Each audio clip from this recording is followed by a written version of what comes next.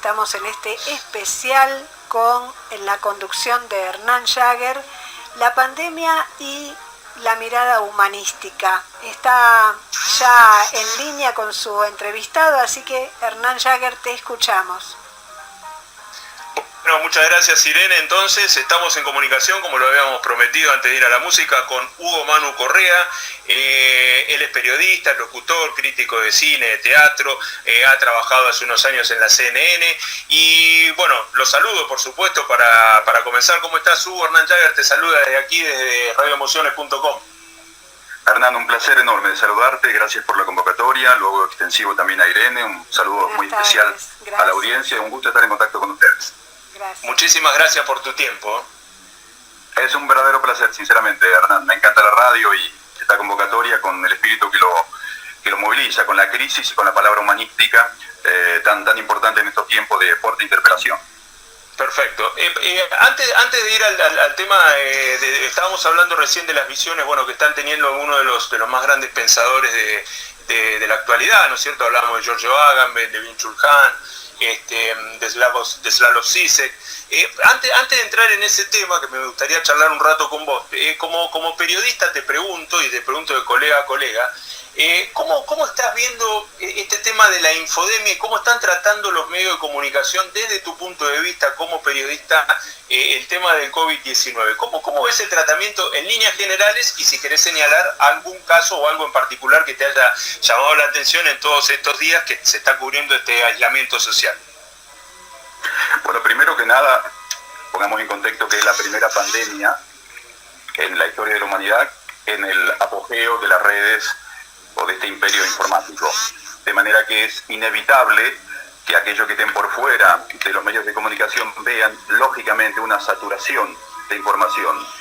Y me detengo en ello porque la causa principal de estrés de estos tiempos es la saturación de información, independientemente de la pandemia, lo cual, es decir, recibir más información que tu ente, tu persona necesita. Esto se ha multiplicado con la pandemia y naturalmente ya en el terreno que nos toca a los periodistas que trabajamos para cadenas internacionales es dar las vicisitudes que tienen las personas. Nos ha cambiado el paradigma de trabajo. Yo tengo mis compañeros mayormente en Estados Unidos o mismo aquí en Argentina que trabajamos ya sin ir al buró, sin ir a la oficina. Entonces la dinámica es muy fuerte y tengo compañeros naturalmente en estado de pánico en Estados Unidos. Y después, naturalmente, que nos ha tocado llamar a los entes, a mí me ha tocado llamar mucho a Alemania, Frankfurt, por un caso particular de una mujer con leucemia, que su vida depende de un trasplante, y que han respondido con celeridad. Me ha tocado llamar a ministerios de salud que están desbordados y que en no pocos casos han tenido un desdén hacia este tema, y me ha tocado llamar a gobiernos que están desbordados, como la mayoría de los casos, y que naturalmente el paradigma de entender el mundo naturalmente modificó todo. Es un caos de proporciones, mayormente. ¿Cómo ves el tratamiento que se le está dando a la pandemia en los medios de acá, en los medios nacionales, Hugo, particularmente? Bueno, Argentina tiene la bien ganada fama de ser un país de mucho trabajo, de mucha idoneidad, un país de los derechos humanos, argentinos que se los conocen por esa impronta de mucha capacidad, bien entendida, un país del orgullo, se le dice que es Argentina, y que trabajan con mucho aplomo. No obstante, muchas veces pasa a ser más importante a veces la velocidad de la información que el chequeo de las fuentes. Que tiene que tener la información bien chequeada y a veces tú lees una información y no tienes ninguna fuente que documente o que asevere, lo cual te da tranquilidad informativa y más que información pasas a estar intoxicado por una información que luego tranquilamente se desdice. Y en un contexto que justamente la palabra que está faltando en general es el contexto.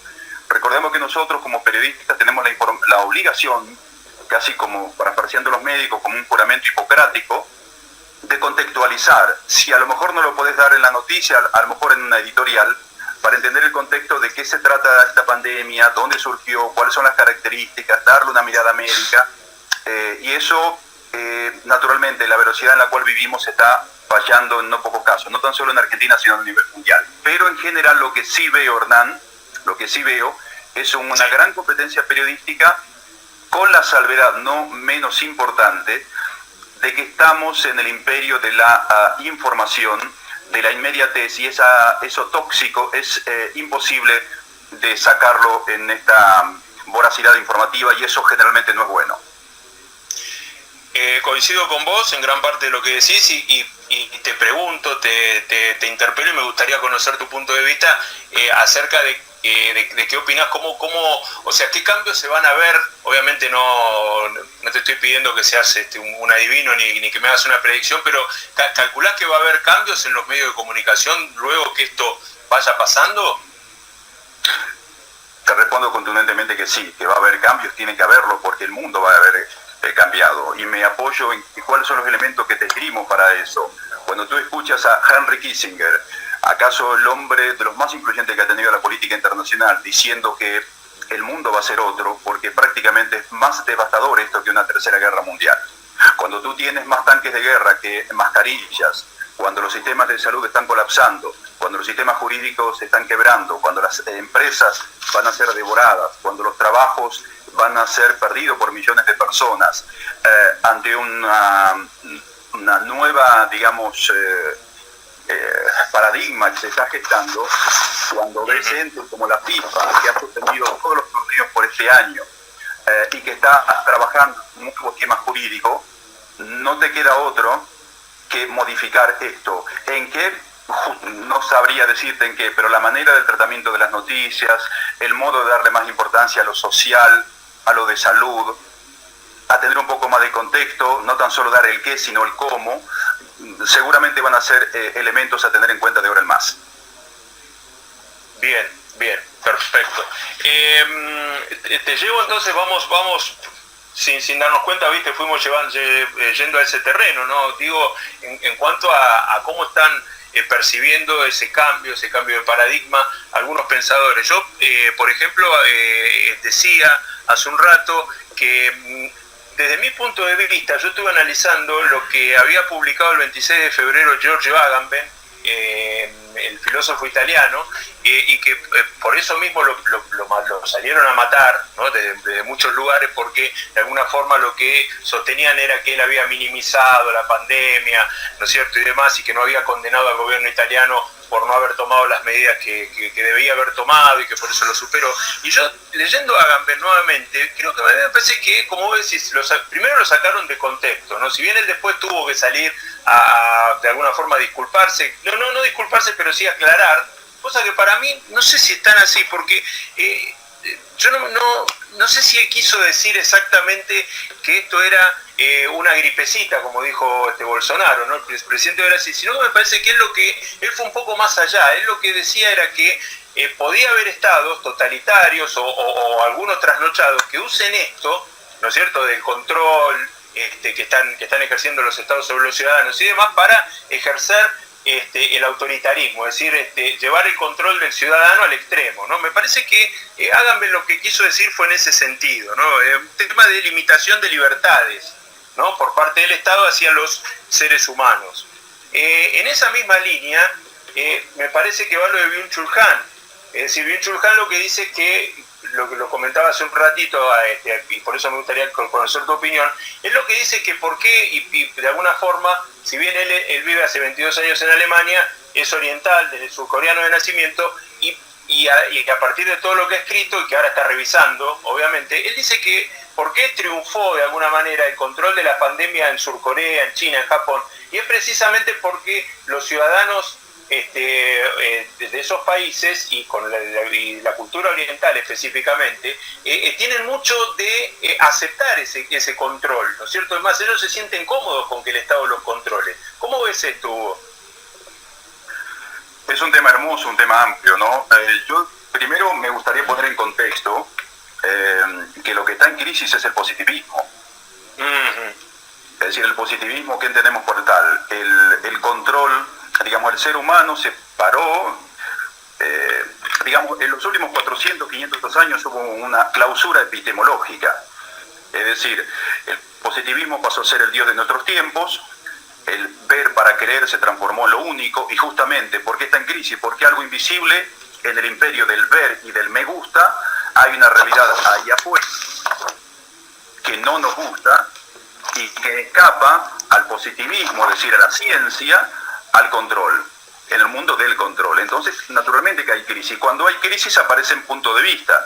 Lo que yo considero que cuando aparecen personas brillantes como las que has expuesto, que no son, tranquilamente no pueden tener la verdad de todo, pero lo primero que se sale es a una reacción más que a contemplar una mirada que nos sirva para pensar mejor. Es decir, estamos preparados más para la respuesta más que para la escucha. ¿Por qué? Porque, digamos, desde Immanuel Kant hasta esta parte, lo que hemos estado viviendo es que justamente la sociedad ha dado leyes para dominar la naturaleza, y una vez que no lo dominás aparecen estas crisis. Y hemos pasado a tener lo primario y lo secundario. ¿Qué es lo secundario? El color, el sentimiento, la imaginación, todo queda en detrimento por lo material. Cuando hay algo que no tenemos el control, aparecen estas crisis. Yo creo que lo que has dicho del filósofo italiano tiene un poco de verdad en lo siguiente. A mí me gustaría compartirte algo desde el punto de vista médico. Lo que dice Zizek es lo siguiente, es decir, nosotros tenemos en el planeta Tierra 5.700 millones de habitantes. Sí. 1.200.000 personas han sido infectadas, de las cuales han muerto hasta el momento unas 65.000 aproximadamente. Cualquier gripe, cuando llega invierno estacional en cualquier parte del mundo, la cantidad de personas que tienen gripe es 10 veces superior a lo que es el COVID-19. Desde ese contexto es que lo dijo el filósofo italiano. Naturalmente, cuando aparece una pandemia de esta magnitud, y acá aparece otro elemento, es decir, los gobiernos que saben de estas informaciones, por qué la esconden, por qué manipulan y por qué la sociedad de control no se hace un manejo más, y este es un elemento que seguramente, Hernán, Irene, va a estar en los próximos meses, cuando esto ya sea, por suerte, y que ojalá que sea rápido, un recuerdo, va a estar en una nueva constitución de la posmodernidad. ¿A qué me refiero? A que la información sea de otra manera, que se maneje de otra manera.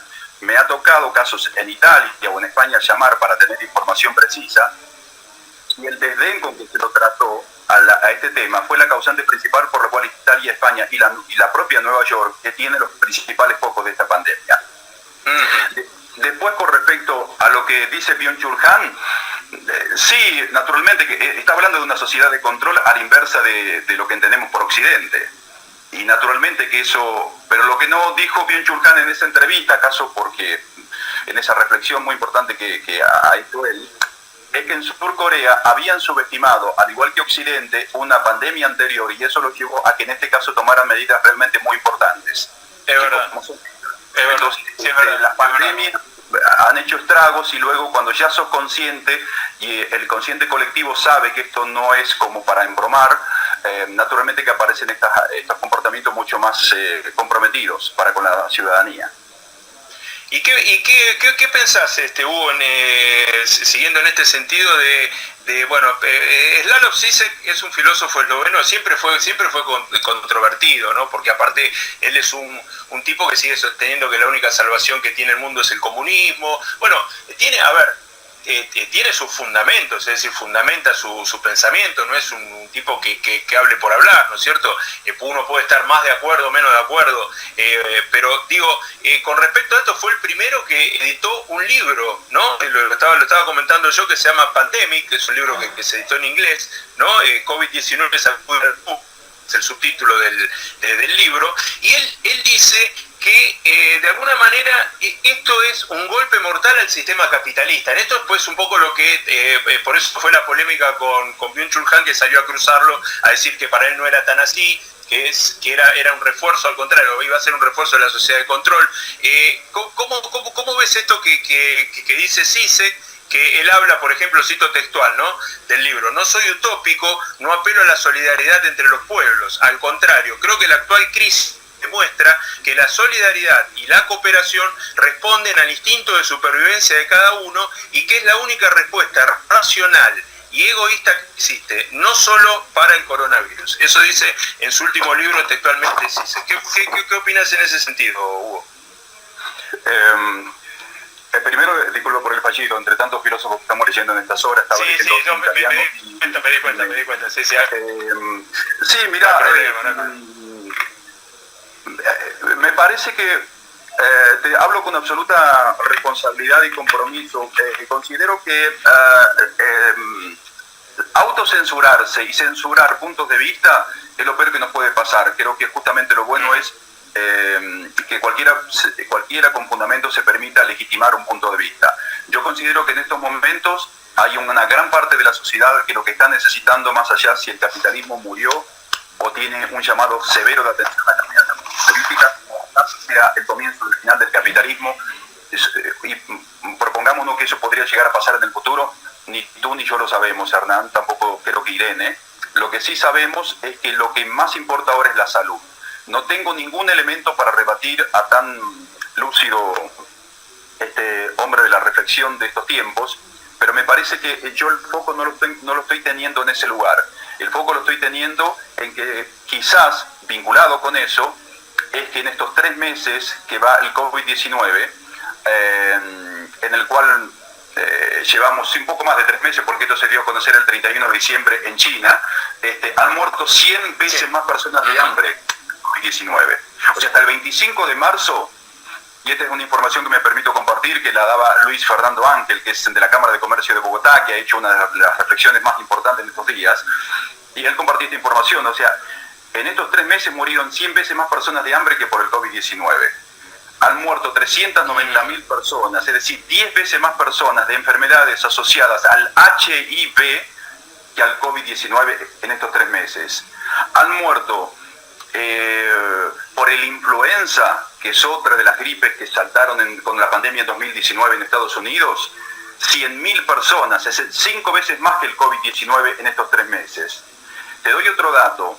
En estos 3 meses han muerto 1,9 millones de personas por cáncer en este trimestre.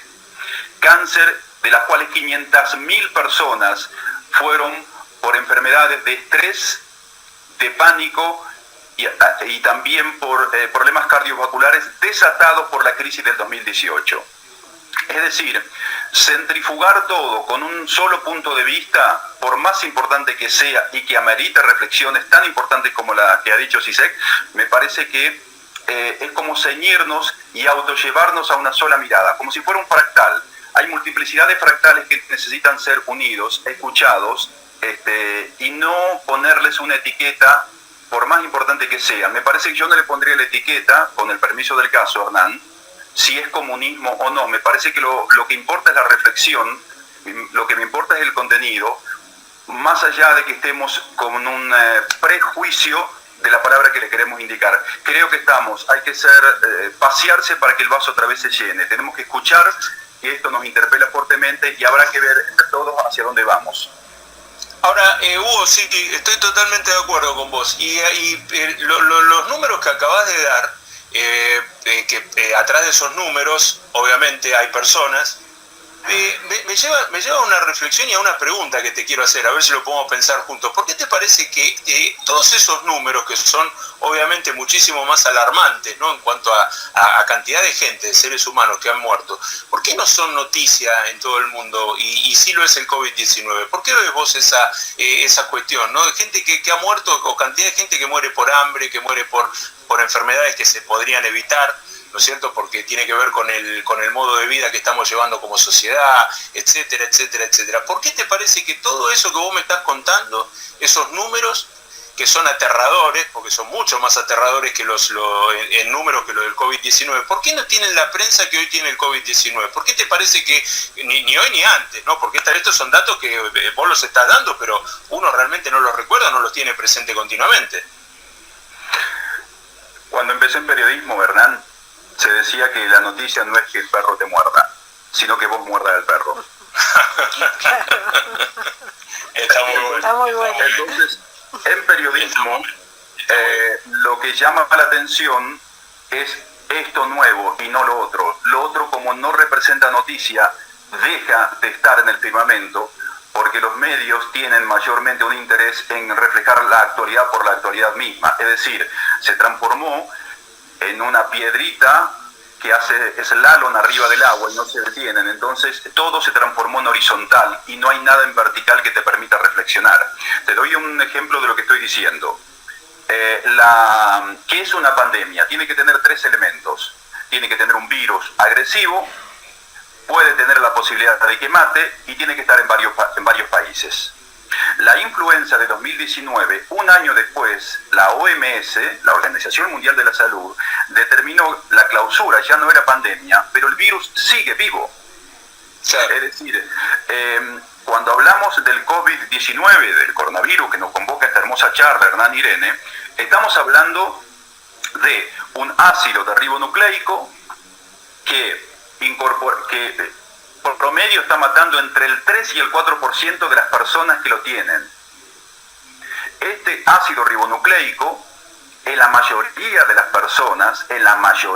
personas, si te toma, me parece importante que la audiencia registre esto, que seguramente lo saben, pero en el caudal, y aquí vuelvo a lo que te decía en el comienzo de la plática, de la charla, es decir, el estrés informativo a veces no te permite registrar, no te permite hacerlo, eso que tú mismo decías, ¿cómo es que no lo sé? Seguramente lo tenés desde algún lugar, pero no te resuena porque estamos ávidos de ver los nuevos muertos de Italia, los nuevos muertos de Francia, lo que dijo barbaridades que dicen los políticos, como el propio presidente de Estados Unidos o Bolsonaro, de que parecería que el virus lo domino con 4 palabras que yo digo, ¿no? Es decir, una vez que tú tienes el virus, y esto te digo porque lo charlé con varios médicos, que todos me decían lo mismo, es decir, tú tienes el virus en el cuerpo, puedes estar infectado, es decir, lo tienes en el cuerpo, lo toleras, lo luchas como una gripe y lo vences. Estás incubado, tienes tu propia vacuna, lo venciste. Ahora también puedes estar afectado, es decir, puedes estar enfermo y te puede atacar y ahí comienza otro problema, donde ahí sí deberías tener una atención médica. Pero no es lo mismo afectado, es decir, los asintomáticos, que son la gran mayoría. Me ha tocado llamar a una colega a Madrid y que me dijo, mira Hugo, yo estoy seguro que tengo el COVID, pero no voy porque Madrid está desbordada y lo que voy a hacer es, si lo tengo, infecto más o me infectan más de lo que ya estoy. Como sé que lo estoy tolerando bien, porque tengo formación algo médica, sé que me voy a curar. Y la llamé a los pocos días y se sentía realmente muy bien. ¿Le estoy quitando dramatismo? No, pero le estamos poniendo una perspectiva que mayormente no se está teniendo. Pasan los 14, 15 días y generalmente las personas están venciendo y están teniendo la propia cura de esto. Por eso es que en el marco de las noticias, lo del HIV, lo del cáncer, no pasa a no ser noticia. Te doy otro ejemplo. En estos momentos, desde hace varios años, la vacuna, que es lo que se está buscando ahora, e informo que una vacuna mínimo tarda 1 año, sí. La vacuna contra el Chagas no está. Contra el propio influenza en todos los términos no está. No está, es verdad. Uh-huh. Por eso es que en el concierto de la noticia, por la noticia misma, no tenemos algo que nos ancle y que nos digan, oye, alimentate bien, descansa bien, sé higiénico, cuídate, no salgas, sé responsable, guardate, esto es algo serio. Pero de ahí a entrar al pánico, no. ¿Por qué? Porque ahora se nos está viniendo, y te invito a otro tema, si me permitís, Hernán, que es el tema económico. Es el tema económico. Porque en lo que está en crisis, y aquí me parece que las cartas magnas de los países ya tienen que estar comenzando a trabajar, desde el aspecto jurídico y constitucional, son los ministerios de salud, que no dan abasto, que están colapsados. Sin duda, sí, totalmente de acuerdo. Y un ministerio de salud depende de economía, depende de dinero, depende de mascarillas, de alcohol, de limpieza, de higiene, de instrumentos, y depende de que un sistema no se detenga tanto, porque si se va a detener absolutamente todo y pasa el 15, 20 de abril, vamos a tener un problema social de proporciones que ni me lo quiero imaginar. Perfecto, te agradezco mucho la reflexión porque es muy interesante. Claro. Hugo, para finalizar esta charla te quería preguntar cómo ves desde tu punto de vista que está manejando el gobierno argentino esta pandemia, cómo lo ves desde lo político, de lo institucional, cómo ves que lo está manejando. El presidente Alberto Fernández ha tenido un manejo ejemplar. Ha sido comentado a nivel mundial, ha tenido una actitud fuerte, como se debe tener, de compromiso, de responsabilidad. No así el Ministerio de Salud en los primeros días. Ha tenido un desdén, ha sido reconocido por el propio ministerio, que estaban más pendientes de la influenza y del dengue, que por cierto, y del sarampión, que ameritan la responsabilidad del caso, y está muy bien que así sea. Y te digo porque me ha tocado llamar al Ministerio de Salud y me decían que eso era en China. Te cuento un detalle, si me permitís, Hernán. Sí, cómo no, por supuesto. Cuando surgió esta pandemia, en China ocurrió con una desgracia, permitime, bíblica y parecería casi cinematográfica, porque empezó a ocurrir en el Año Nuevo Chino. ¿Qué significa el Año Nuevo Chino? Significa millones de personas que migran, que viajan. Claro, desde Argentina viajaron cerca de 500 personas. En China hay un movimiento interno porque cada persona, si tú eres de Shanghái quieres viajar a Taipei, o si eres de Hong Kong quieres viajar a otro lugar. Entonces les decía que estén quietos cuando culturalmente están preparados para la movilidad.